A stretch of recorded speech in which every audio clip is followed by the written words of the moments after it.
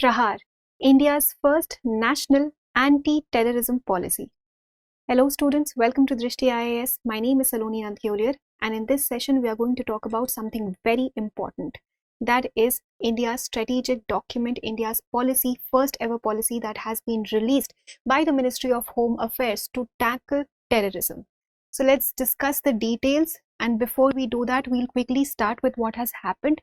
So Prahaar as a document has been released by the Ministry of Home Affairs on 23rd of February 2026. And what is this? I already told you, this is India's first comprehensive national counter-terrorism policy and strategy. So this is not a law, it's not replacing anything.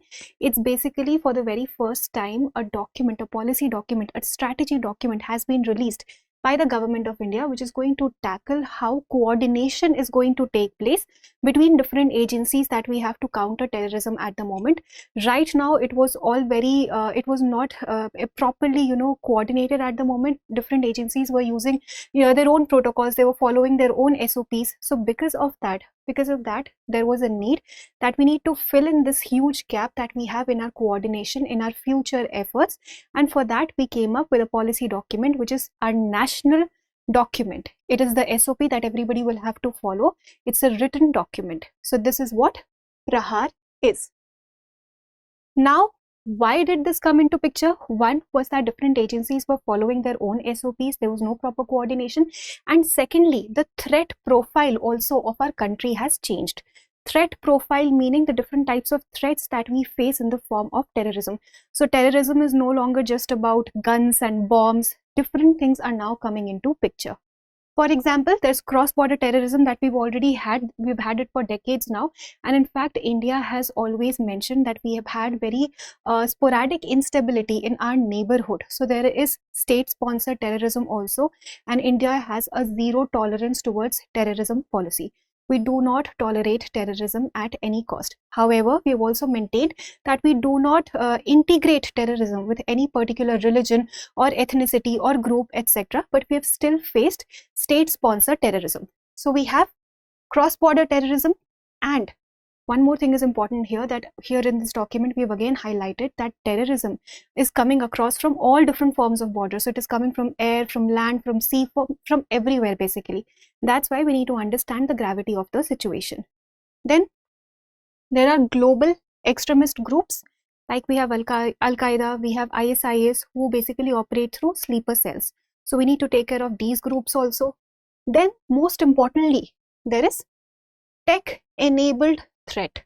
So technology is now coming into picture a lot. There's a misuse of information and communication technology. So we're using drones, all sorts of different technology, cyber attacks, cyber crimes, cryptocurrency for funding, etc. So all these things are also coming into picture. Technology is coming into picture. That is why we need to understand that the threat profile of the country is changing. Then cyber threats are already there. Digital radicalization is happening. This means that we are making use of our instant messaging groups also, our different types of technology to spread information that we want to spread radical messages, to basically divert the youth and make them thinking towards the radical direction. We're radicalizing the youth by making use of our social media, digital media. Then there is convergence with organized crime also. So we are seeing a crime terror network. So we already have many criminal groups. There are different types of smuggling gangs or gangsters who are basically operating in a country. So these terrorists are now also coordinating with these gangsters, with these different organized crime gangs that we have. And a new nexus is coming up, which is the crime terror nexus. Then CBR, NED, concerns. Again, this is very important because the threat profile is changing. By threat profile, we mean now we have chemical, biological, radioactive, nuclear, explosive, and digital concerns. So our concerns are changing, our weapons are changing. There's biological warfare, there's chemical warfare, now there's also digital warfare, there's technological warfare. All these things are happening.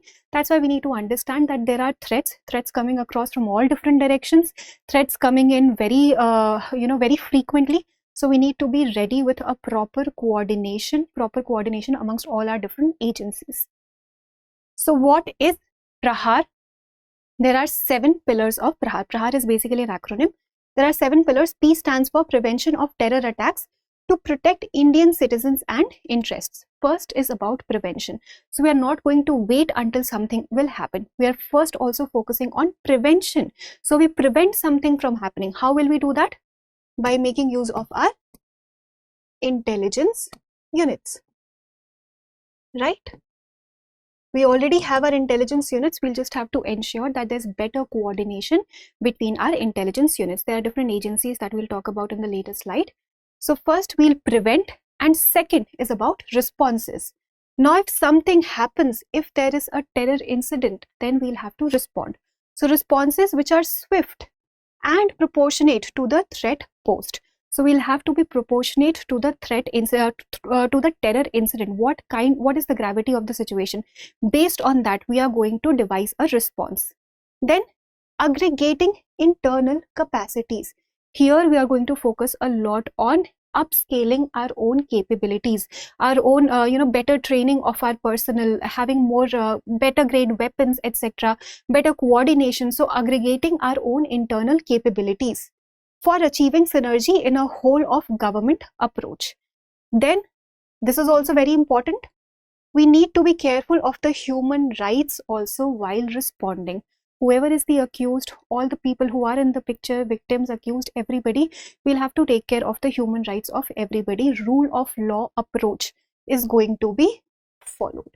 Proper dignity, proper human rights will also be taken into consideration so that there's no violation of human rights.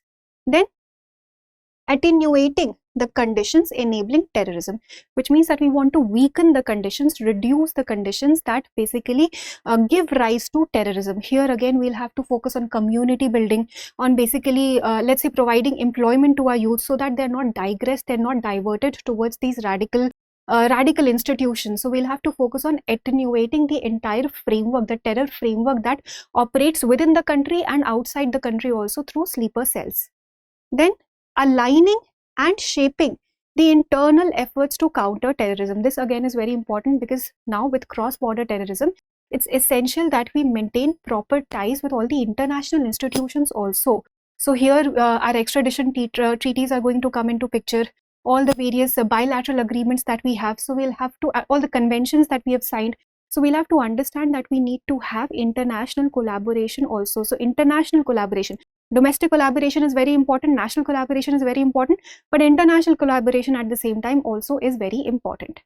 Then last is on recovery and resilience through whole of society approach. We are bringing everybody into the picture, volunteers, community participation, everybody is going to come together. So resilient society can be developed, proper recovery can happen, and things of these sort, incidents, these terror incidents are not repeated in future. So these are the 7 pillars that we have for Prahaar. Prahaar is basically a document, a strategic policy document. It is not replacing any law. It is going to make use of the existing laws like we have UAPA. It is going to make use of the existing laws only, but it is going to streamline the entire process because now the entire nation knows that there's one single SOP that they have to follow, all these institutions have to follow in order to deal with terrorism. Now, if we talk about the key agencies and roles, so first is the multi-agency multi-agency center. This is very, very important because this is kind of our nodal intelligence platform, which is going to enhance the collaboration between central and state agencies. So how is this collaboration going to happen? How is the intelligence sharing going to happen? It is going to happen through multi-agency centers which operate under the Intelligence Bureau itself. Then we have the Joint Task Force on Intelligence. This again is under the Intelligence Bureau. Then state and local police, who are our first responders. These are the people, these are the forces that respond first to terrorism. So there's proper coordination that's required between our state and local police also. Then national security guards, they basically deal with all these hostage situations. So their role is also coming into the picture. So all these agencies, they were already there. It's just that all these agencies will now work in a better coordinated manner because now they have one single approach to follow, which will be followed across the nation. Then we have National Investigation Agency, which is going to investigate all these terror incidents. We have border security forces and other forces, and then we also have special state counter-terror units and anti-terror squads, where we are also trying to upskill the agencies that are present at the state level so that they can also deal with such terror incidents. So all these things are happening. Prahaar is one of a kind document which is going to ensure that everybody follows the same policy, everybody follows the same approach, and then we can counter terrorism in a proper framework. So this was all about the video. I hope you enjoyed the discussion. Now, let's look at a practice question for prelims. But before we do that, exciting news, the Holi sale is going to be live from tomorrow, and you're going to have up to 50% off all on our online courses, pen drive courses and test series, and a 25% off on books, TLP and magazines. So this is going to be live from 25th to 28th of February. So don't waste your chance. This is an amazing opportunity. Go ahead, check out the courses and enroll into whichever course you like. Now let's look at the practice question. With reference to India's national counter-terrorism policy, Prahaar, consider the following statements. 1. Prahaar is a statutory law enacted by the Parliament to replace the Unlawful Activities Prevention Act or UAPA. 2. The policy explicitly recognizes emerging threats such as drones, encrypted communications, and cryptocurrency-based terror financing. 3. Under Prahaar, state police are designated as the first responders to terror incidents. Choose the correct statements. A. 1 and 2 only, B. 2 and 3 only, C. 1 and 3 only, or D. 1, 2 and 3. Please attempt this question and provide your answers in the comment section. Thank you for watching. For more informative content, like, share and subscribe, and do not forget to press the bell icon to get the notifications.